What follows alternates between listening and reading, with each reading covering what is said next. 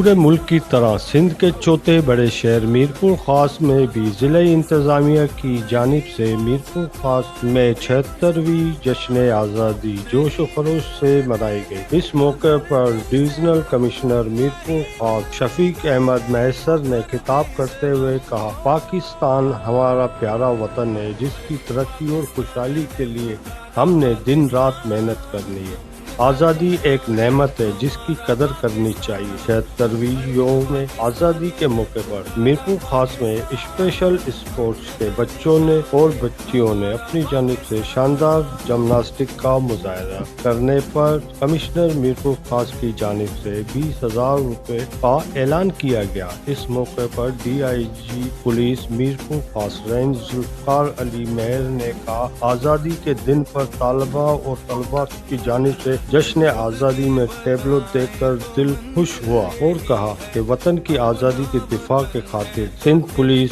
اور پاکستانی افواج کے نوجوانوں نے اپنی جان کے نذرانے پیش کیے۔ اس کے بعد میرپور خاص کے میونسپل کارپوریشن کے میئر عبدالرؤف گوری، ڈپٹی کمشنر میرپور خاص نور مصطفیٰ لغاری نے کہا، آج ہم آزادی کا 76واں جشن آزادی منا رہے ہیں جس کا مقصد ہم اپنے بزرگوں کی آزادی کے خاطر دی گئی قربانیوں کو یاد کرنا ہے۔ وطن عزیز کی ترقی اور خوشحالی کے لیے مل کر کام کرنے کی ضرورت ہے۔